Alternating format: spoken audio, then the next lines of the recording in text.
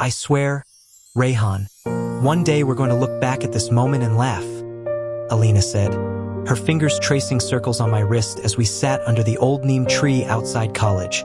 Why? I chuckled. Are you assuming we'll survive adulthood? She smirked. With me by your side?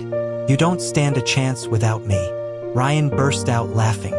Bro, she's not lying. You're practically hopeless without her. I'm not hopeless, I protested, nudging him. I just trust too easily. You trust us? Alina replied, eyes sparkling the way I thought stars admired her.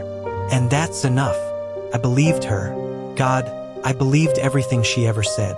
My name is Rayhan, and at that moment, life felt invincible. Alina was the girl I loved with the kind of certainty poets envy. Ryan was my best friend, my brother. The three of us were a universe that didn't need gravity because our bond held everything together. Rayhan, are you listening? Ryan waved his hand in front of my face. Sorry, I was thinking, I said. Just grateful, I guess. For what? Alina asked. You too, I murmured. My life makes sense because you're in it. Alina's smile faltered for a fraction of a second. So quick I almost missed it. Ryan didn't notice. He was too busy scrolling through his phone. My parents always said I was too emotional, and Mira, my younger sister, liked reminding me I wore my heart like a badge. She'd warned me once, people break things they don't understand. I laughed it off back then. Maybe I shouldn't have. Alina leaned closer. Don't ever change, okay? I nodded, unaware that promises are traps disguised as affection. As the sun dipped, casting gold across her face, I caught something strange. Alina looking at me when she thought I wasn't watching. Her lips curled, not in love, not in fondness, but in something colder, calculating. For the first time, my heartbeat didn't feel like music. It felt like a warning I didn't know how to hear. I didn't understand it then, but that smile. Rayhan, are you coming? Mira called from the hallway. In a minute, I replied, staring blankly at my laptop. Assignments, deadlines, life. None of it mattered tonight. Alina had texted, come to the old auditorium. Need to talk. Her words buzzed in my head like insects. I reached the auditorium quietly. The door was slightly open. I was about to knock when I heard Ryan's voice.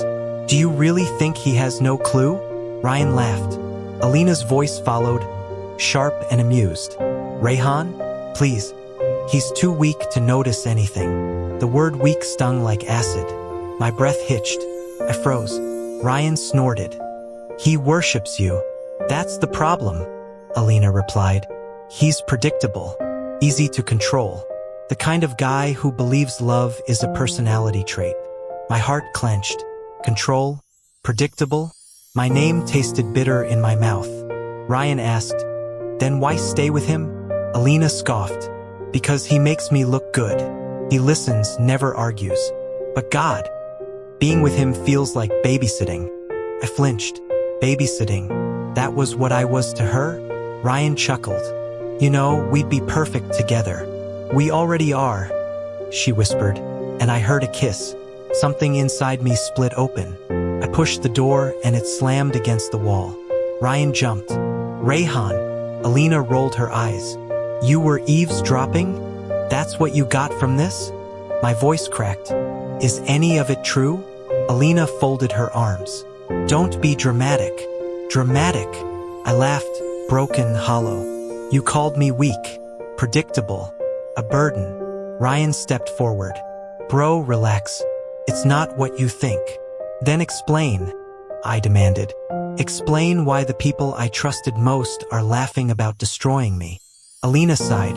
You're overreacting. You should be grateful I ever chose you. Grateful? My chest tightened so painfully I thought my ribs would shatter. I loved you, I whispered. Both of you. I thought. Ryan cut in. You think too much. That's your problem. Their laughter returned, sharp, poisonous, unforgettable. I backed away, breath shaking. I don't even recognize you. Alina smiled, cold and effortless. You never really knew me. Her words severed something in me. I walked out, but their laughter followed, like nails dragging inside my skull. That night, I didn't lose two people. I lost the version of myself who believed love was safe. "Rayhan, you didn't eat again," Mira said, her voice trembling as she placed a plate on my desk. "I'm not hungry," I muttered, eyes fixed on the dark window. Hunger felt like a luxury for people whose hearts still beat normally. Mine felt like shards of glass grinding with every breath. "You can't keep doing this," she whispered. "Talk to me, please." "There's nothing to say," I replied. "Everyone already knows everything." She frowned. "Knows what?" "That I'm weak," I spat. The word tasted like poison. "That I wasn't enough." Myra's eyes darkened. "Who said that?" "They did," I whispered. "Alina, Ryan, maybe everyone who stood around, pretending to care." She clenched her fists. "They don't deserve your tears." I laughed bitterly. Funny, I didn't think they deserved my trust either. But here we are. Days blurred into weeks. At college, whispers followed me like shadows. "Did you hear? Rayhan couldn't satisfy her emotionally. Ryan is such an upgrade. He's obsessed with her." Creepy. Each sentence tore another piece of me. One afternoon, I bumped into Ryan in the hallway. He smirked. "Watch where you're going, man." "Oh wait. You never see what's right in front of you." "Don't do this," I muttered. "Do what?" He leaned closer. "Exist better than you?"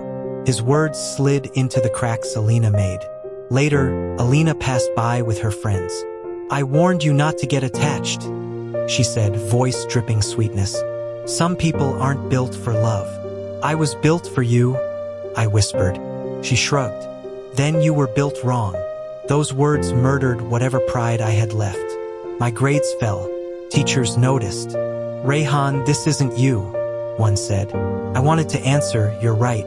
The real me died in that auditorium, but silence was easier. At home, Mira kept trying. "Please," she begged one night, "tell me what you need." "I need to disappear," I said quietly. Her breath hitched. "Don't say that." "Why not?" "No one would notice." "I would," she snapped. "I'd notice. I'd break." I looked at her, really looked. Her eyes weren't accusing. They were terrified. For me, something inside me flickered. Not hope, not yet, but something stubborn, something refusing to die. Maybe I couldn't change the past. Maybe I couldn't erase the betrayal. But maybe, just maybe, I could rebuild what was left of me. Not for Alina, not for Ryan. For the person staring back at me in the mirror, the one I barely recognized but wasn't ready to bury. "Rayhan, you're up early," Mira said, blinking in surprise as she saw me lacing my shoes before dawn. "I couldn't sleep," I replied, pulling my hoodie over my head. "Thought I'd run." "You don't run," she said slowly. "I do now." The road was cold, unforgiving, perfect. Each breath burned, each step hurt, but pain felt cleaner than heartbreak. It didn't lie. It didn't pretend to love me. By the end of the week, Mira stared at me as I hacked at my hair in front of the mirror. "Are you losing it?" she asked. "No," I said, scissors slicing through the last strand tied to the past. "I'm finding it." She hesitated. "You're different." "I'm done being someone people can break." I changed how I dressed. Dark shirts, sharper lines, no softness. When I walked through campus, people noticed. "Damn, that's Rayhan? He looks intense." Alina's friend whispered, "He used to look like a puppy." Good. Puppies get kicked. Wolves get respected. One afternoon, Mira cornered me. "Talk to me. You don't smile anymore." "I don't need to. You're scaring me." "I'm scaring the right people," I said calmly. Every insult Alina threw became fuel. Weak, I lifted weights until my arms shook. Predictable, I changed my routines. Easy to control. I taught myself how not to need anyone. My voice grew quieter, not softer. My silence made people uncomfortable.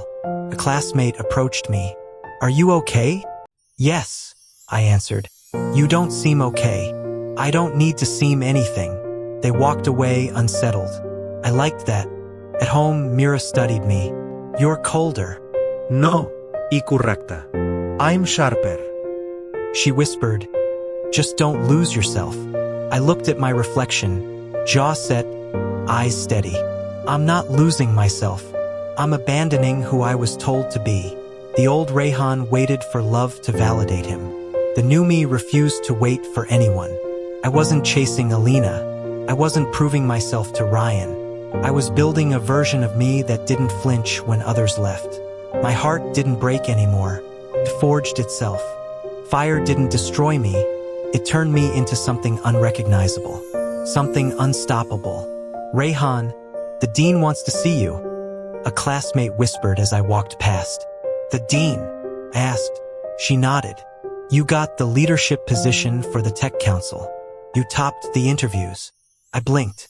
I didn't even think they'd consider me. Well, they did. Congratulations. I guess. Her tone carried something unfamiliar, respect. In the dean's office, he smiled. You're focused, disciplined, and innovative. We need students like you. Those words didn't heal me, but they stitched something inside. Later that day, Ryan appeared beside me near the stairs like a ghost from a forgotten world. Hey man, long time, he said casually. I stared straight ahead. What do you want? He chuckled awkwardly. Bro, don't be like that. We used to be tight. That version of us doesn't exist, I replied. He shifted. People say you've changed. I had to. He scratched his neck. Look, if I said something stupid in the past, you said enough. Ryan swallowed, losing confidence. You're acting like some hero. No, I said. I'm acting like someone who finally understands his worth. His jaw clenched, and he walked away before his voice cracked. At lunch, I saw Alina watching me from across the cafe, not smiling, not mocking, studying me. She approached slowly. Rayhan, you look different. I am. I didn't think you'd take everything so personally, she murmured. I didn't. I took it seriously. She hesitated. You're achieving a lot. People talk about you now. They always talked, just not like this. Her voice softened. I'm glad you're doing well. I sipped my tea. Are you? Something flickered in her eyes. Regret? Fear? Nostalgia? I didn't care enough to identify it. Rumors shifted like seasons. I overheard whispers. He's so composed now. Ryan's losing it. He can't stand Rayhan getting attention. Alina looks nervous whenever he walks in. For once, the world wasn't laughing at me. It was watching me. One evening, Mira grinned at me. Everyone's so intimidated by you. I'm not trying to intimidate anyone. You don't have to, she said. They're realizing they misjudged you. Success wasn't loud. It was quiet, unsettling, especially for those who expected my collapse. Ryan tried to joke with people about me. No one laughed. Alina tried to smile at me. I didn't return it. My silence scared them more than anger ever could. For the first time, they weren't the ones defining me. They were the ones reacting to me.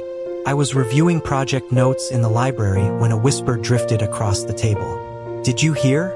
Ryan cheated on Alina. Another voice replied, crazy how the perfect couple fell apart. I didn't react. My face remained calm, my pulse steady. Karma didn't need witnesses, only time. Later, Ryan cornered me near the vending machines. Rayhan, listen, he began, voice hoarse, eyes hollow. No, I said, inserting a coin. You listen. He flinched like I'd struck him. I messed up. Okay? Things got complicated. Lies usually do. He grabbed my arm. I'm not lying. I looked at his hand until he let go. You don't get to touch me. Talk to me, or explain yourself. His voice cracked. Bro, I lost everything. You didn't lose it, I replied.